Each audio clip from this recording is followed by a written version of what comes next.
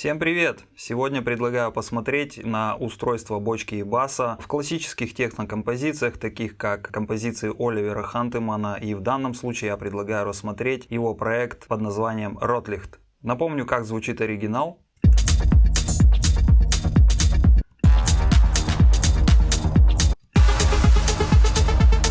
И здесь мы займемся именно бочкой и басом. И так как сразу же слышно, что бочка и бас, в основном бас, располагаются в очень низкочастотном диапазоне, поэтому, чтобы хорошо и напрямую было сравнивать легко, я просто взял какой-то кусок, сделал петлю и на этом отдельном куске просто срезал все, что ниже 300 Гц. Как слышите, баса здесь уже совсем нет, поэтому мы спокойно можем наруливать, накручивать нашу бочку и бас, и потом накладывать на эту часть и сравнивать лоб в лоб, насколько получилось хорошо, похоже или не похоже соответственно. Также нужно разобраться изначально, какая ритмика вообще здесь у этого баса. Бочка, понятно, прямая, и я взял просто какой-то сэмпл. Звучит очень грубо, громко, хоть и сэмпл неплохой. Ну и сразу же, раз начали с бочки, посмотрим, что же здесь можно сделать. Для этого нужно вернуться к оригиналу и послушать его внимательно. У бочки явно слышно, как и у баса, очень обильное наличие реверберации. И да, на бочку тоже вешается реверберация. Соответственно, возвращаемся к нашей бочке. И добавляем реверберацию. Здесь я использовал Valhalla Supermassive. Это бесплатный плагин, который можно скачать на официальном сайте Valhalla. Здесь вот в дефолтном пресете я поставил некоторые настройки, посмотрел, поискал, попробовал различные варианты, и примерно вот такие настройки мне показались на слух чем-то более подобным и схожим тому, что играет у Оливера.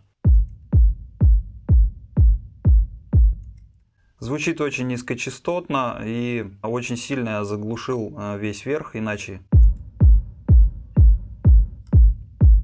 много щелчков, именно низкочастотная такая реверберация должна быть. И далее с помощью утилити я, конечно, срезаю все, что ниже, точнее не срезаю, а схлапываю в моно, все, что ниже 120 Гц. И эквализация, потому что наша бочка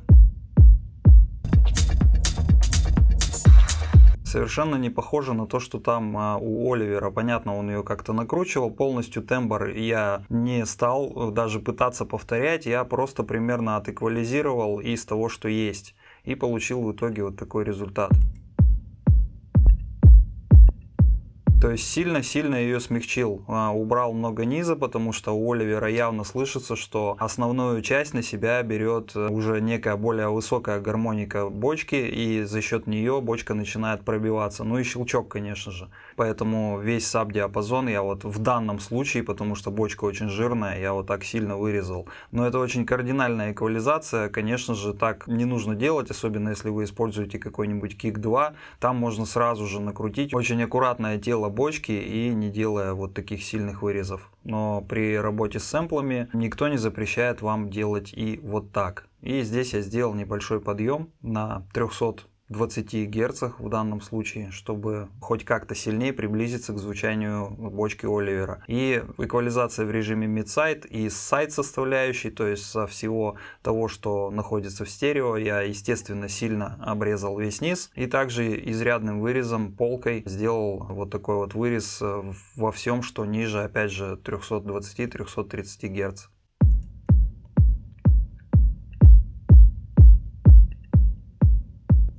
Бочка стала более собранная, более аккуратная, и теперь она куда лучше будет вписываться в общий микс. Ну и самое главное, бас. Здесь я, как говорил, изначально нужно понять, какая ритмика вообще у всего баса, что происходит, и повторить его MIDI-картинку. Выстроить на нужной высоте и с нужной ритмикой ноты. Здесь явно у него есть какой-то свинг, шаффл, какой-то грув, и я примерно руками вот так вот сдвинул. Явно первые две ноты играют 1/8, потом переходят на 1/16, и в итоге квадрат звучит следующим образом.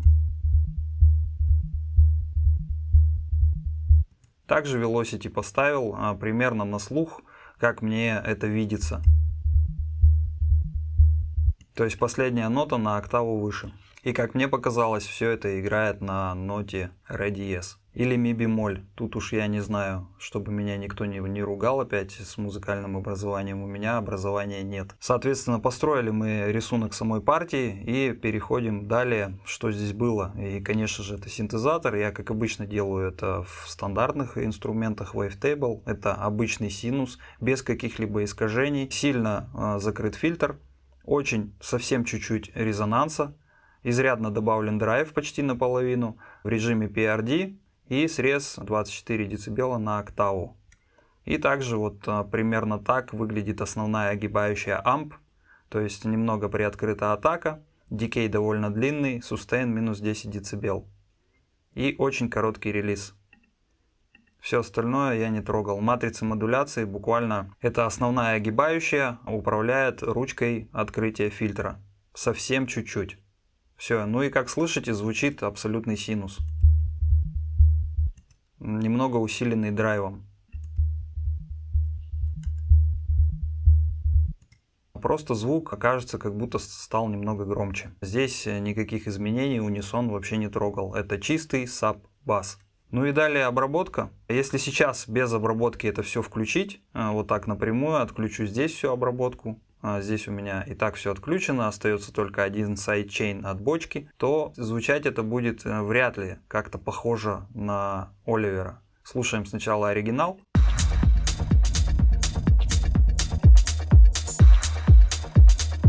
Очень далеко. Ну, бочку мы уже можем вернуть, мы ее обсудили.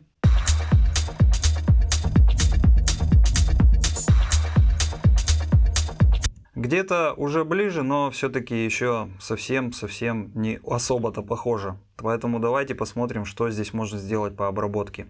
Ну, во-первых, это снова реверберация. Бас, как я уже говорил, также сильно погружен в реверберацию. Вообще весь низ. Почему и создается такое ощущение погруженности в некое пространство, такой специфики звучания у этого трека. Это все за счет реверберации.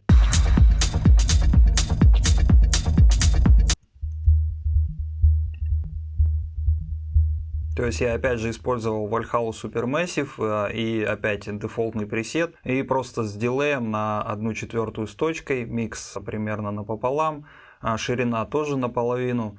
И здесь остальными значениями, а также с сильным срезом верха, но здесь его и так нет, но тем не менее контрольно я его срезал. И как видите, нижняя часть тоже буквально до 100 Гц, что уже может показаться критично, но если аккуратно с этим работать, то это добавляет объема и погружает лучше в микс наши инструменты. То есть так делать тоже можно.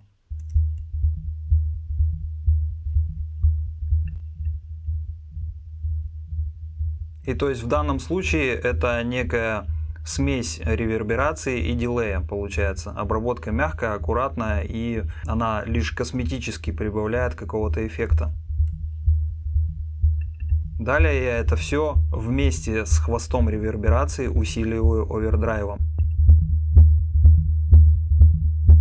И все начинает очень сильно гудеть, потому что овердрайв работает на очень низкочастотной полосе. Драйвет я сделал прямо 100%, то есть это настройки абсолютно не обязательны. Лучше, конечно, это все делать на уровне синтеза, сразу же подбирать какой-то тембр, но здесь вот по-быстрому у меня получилось настроить именно таким образом. И следующим инструментом, точнее обработкой, у меня снова идет реверберация уже поверх вот этой обработанной части. Еще одна реверберация, и снова Valhalla Supermassive, уже несколько с другими настройками.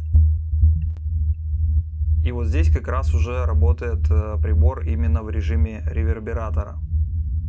Настройки довольно схожие, но все-таки он еще сильнее добавляет. В данном случае уже пространство работает в другом режиме. Если здесь у нас был вот этот режим, этот мод, то теперь мод гидро. И здесь опять же схожие настройки, еще сильнее срезанные высокие частоты.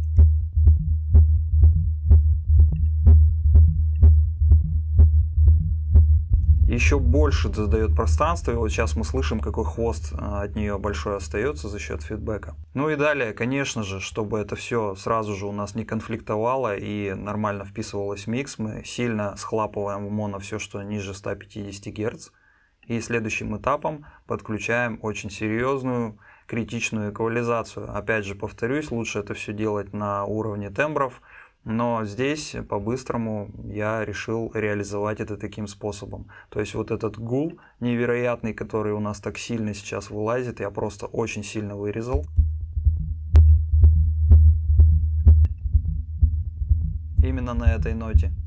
И еще один вырез сделал чуть выше на следующей гармонике. Ну и, конечно, контрольно срезан низ. В общем, в этом вся обработка, плюс стандартная сайдчейн компрессия от бочки. И вернемся, послушаем, как было до обработки. Как стало с обработкой. И все вместе с бочкой.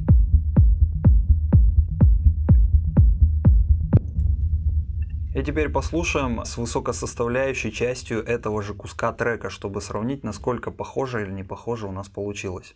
Слушаем сначала оригинал, а потом то, что получилось у меня.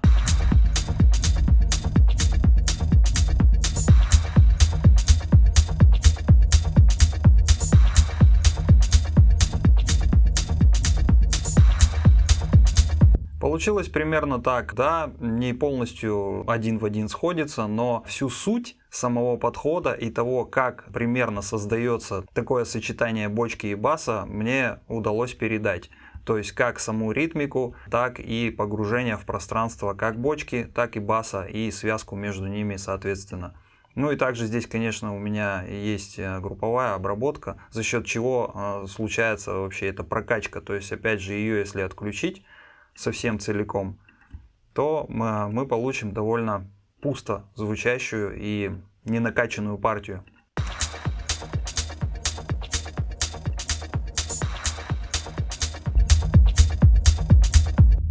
И вот так сильно можно раскачать бочку бас как раз к вопросу, как же усиливать сочетание бочки и баса, скажем, на группе или вообще где-то при финализации.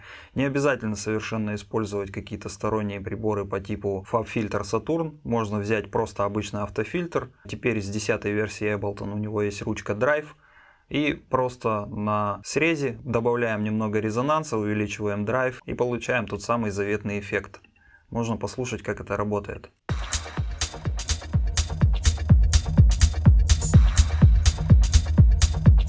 И опять же здесь весь гул вырезаем. И дополнительно схлапываем в моно все, что ниже 120 в данном случае я сделал. Тут этот параметр может варьироваться.